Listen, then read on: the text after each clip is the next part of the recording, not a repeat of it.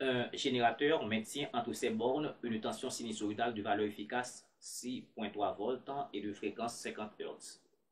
On branche entre les bornes du générateur en série un conducteur ohmique de résistance 11 ohms, une bobine non résistive d'inductance L égale 270 mH, un condensateur de capacité 45 microfarads.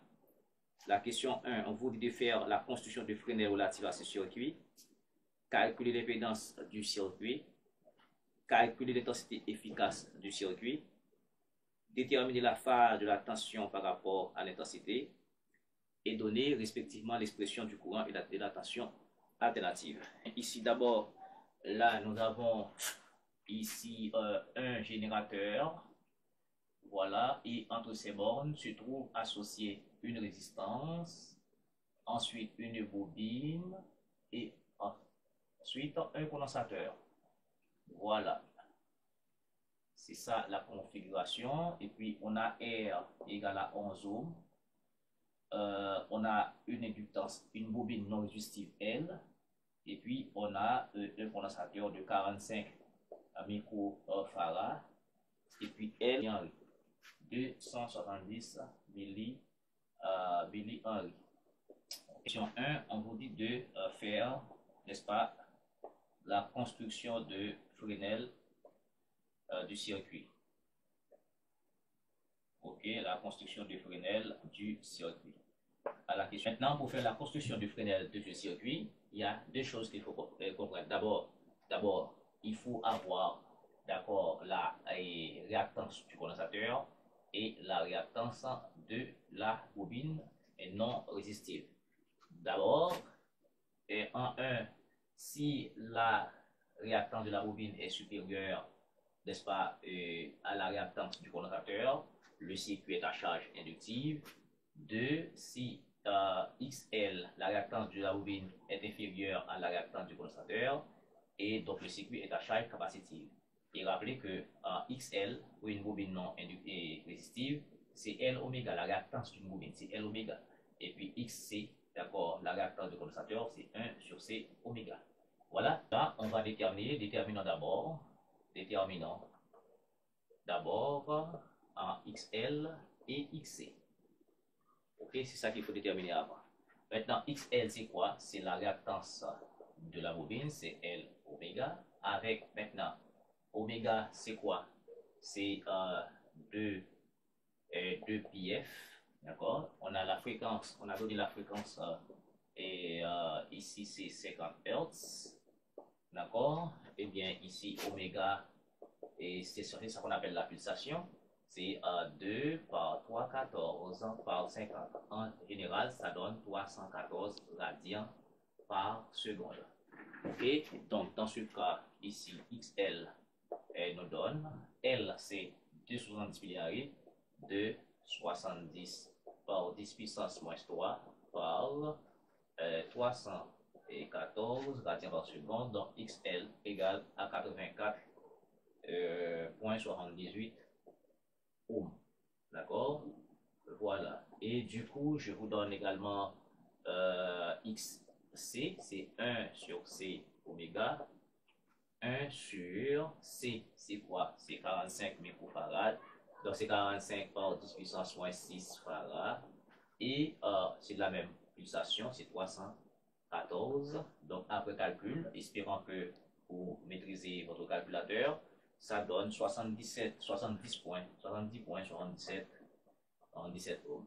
Donc, à remarquer ici, rapidement, et XL, d'accord, XL ici, donc XL est supérieur, donc XL est supérieur à XC, parce que XL c'est 84,78, XC 70,77, donc quand XL est supérieur à XC, le circuit, n'est-ce pas, est inductif, d'accord, est à charge inductif. Donc le circuit est à charge inductif. Donc avec ça maintenant, on peut faire la construction de Fresnel. On peut faire la construction de Fresnel. Pour ce faire, je fais à main levée, Pour faire la construction de Fresnel, on peut prendre soit le courant ou bien la tension comme référence. Moi, je prends le courant comme référence. D'accord? I est fonction du temps, donc I de t. D'accord? Ici, c'est l'origine des phases. Je peux appeler ça un O. Maintenant, à bien remarquer ici, on a une résistance. En général, la tension dans une résistance est en phase avec le courant. Donc ici, je peux appeler ça un U, un UR. C'est la tension efficace, d'accord, dans la résistance. Arrivé ici, dans cette extrémité-là, on a une bobine. Donc, dans une bobine, la tension est toujours en collature à avance. Mais rappelez-vous que le circuit est à charge inductive, donc ça, j'appelle ça ici XL. Ok, bien je dirais, et c'est UL, bien entendu, la tension dans la bobine. Ensuite, et j'arrive ici. Donc, on a un condensateur. Dans un condensateur, la tension est toujours en collature retard. Donc, ici, c'est en collature retard. Rappelez-vous que et la tension, d'accord, rappelez-vous que XL était XL était supérieur à XC. D'accord? La réactance de la bobine était supérieure à la réactance du condensateur. Ça veut dire que la tension UL est supérieure à UC.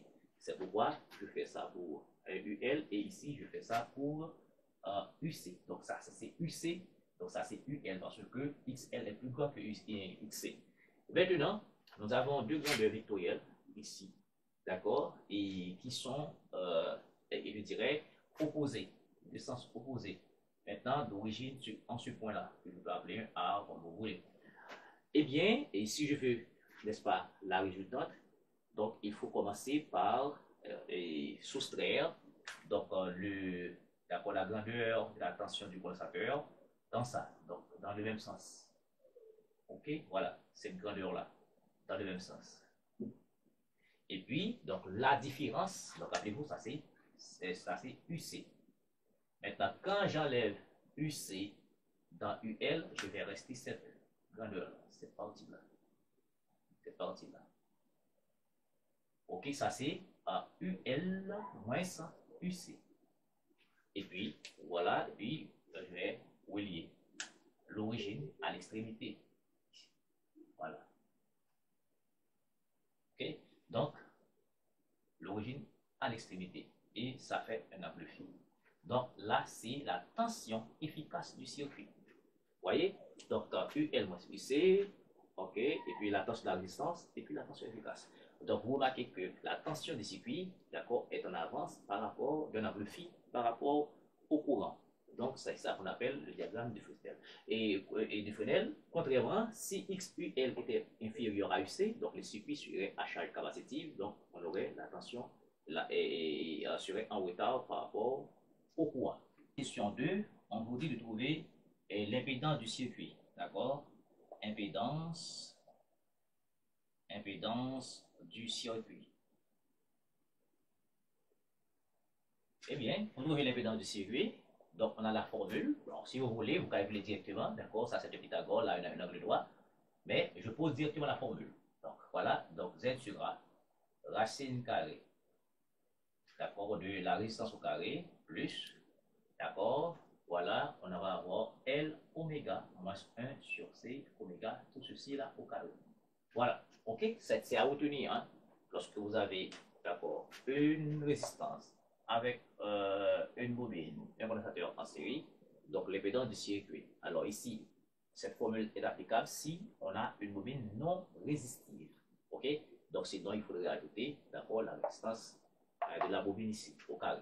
Donc dans ce cas, ici, ça fait racine carrée de R, ici, R c'est 11 au carré, plus, ici, 84,78 moins 70,77, tout ceci là, d'accord, au carré. Donc, vous faites, d'accord, sur ça, moins ça au carré, plus ça au carré, et vous prenez la racine carrée, donc ça vous donne 17,81, d'accord. Voici donc l'impédance du circuit. En 3, on vous dit de trouver, d'accord, trouvons l'intensité efficace du circuit. L'intensité efficace du circuit. Eh bien, maintenant, je vais répondre à ces questions ici. Eh bien, on sait que UE égale à ZIE, d'accord? La tension efficace est égale à Z fois IE. Donc IE serait UE sur Z. Maintenant, on a UE, c'était quoi? C'était 6 points combien? UE, c'était 6,3. Donc c'est 6,3 volts, d'accord, sur l'impédance qui est 17,81. Donc l'intensité efficace du circuit est 0,353 ampères ou bien 353 milliampères. Voici donc l'intensité, n'est-ce pas, du circuit. Question 4, on va trouver la phase de la tension par rapport au courant. Par rapport au courant. Eh bien, dans ce cas, il suffit de trouver le facteur de puissance cos phi. Donc, cos phi, c'est UR. Regardez, ici, le rectangle, c'est le côté adjacent. Donc, UR sur UE. Comme UR, c'est R, IE. Et UE, c'est Z, IE. On simplifie. Donc, ça va faire R sur Z. Donc, il faut vous rappeler de cela, c'est R sur Z.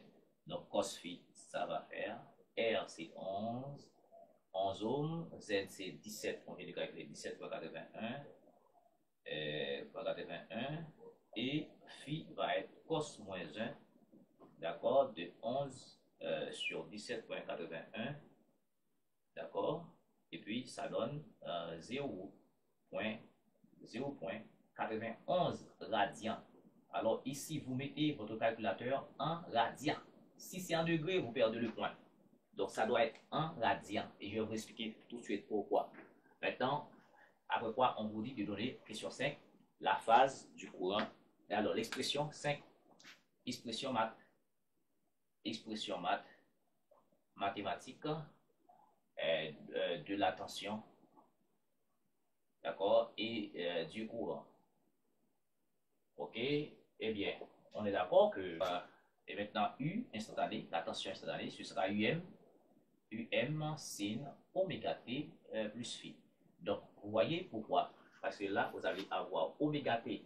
Donc, oméga, c'est radian par seconde. Donc, on va rester radian. Donc, c'est pourquoi phi doit être radian. On additionne deux grandeurs de même nature. Et radian plus radian. Donc, parce que oméga t, c'est en radian. Maintenant, oméga, et c'est radian par seconde. Quand j'ajoute t, donc je dois multiplier par seconde. Donc, quand c'est par seconde, il va rester radian. Donc, c'est radian plus radian. Voilà, dans ce cas, ici, et UM, la tension maximale, c'est UE radical de 2. Donc, ce qui fait que 6 points, combien c'est 6,3. D'accord, 6,3 radical de 2. La tension maximale, c'était 6,3 radical de 2 volts. Dans ce cas, U serait 6,3 radical de 2, sinus, oméga c'était 314 t, parce que oméga c'est la fréquence c'était 50 Hz, plus phi qui est égal à 0,91. Voilà, ok. Et puis, le courant serait en retard, donc ce serait IM sin oméga t, d'accord, si le courant est référence. Donc, avec ici IM égale à IE radical de 2. Donc, le courant, c'était 0,353 ampères, d'accord, et puis radical de 2. Donc, ce qui fait que I égale à 0,353 radical de 2 sinus 314. D'accord. On pourrait faire autrement. Par exemple, si on considère la tension comme référence, donc le courant sera en retard. Par exemple, je peux prendre comme ça la tension sous la forme de et 6,3 et radical de 2 sinus et 314t. Et puis, le courant sera en retard. C'est 0,353 radical de 2 sinus 314t moins, d'accord, 0,91. Donc, on est libre de faire les deux marches, ok? D'accord, soit qu'on fait ça. Donc, puisque le courant ici était référence, on prend ça, UM. On prend le courant sous cette forme et la tension sous cette forme. Mais sinon, si vous donnez ça, donc le correcteur va vous donner la note. Merci beaucoup de suivre.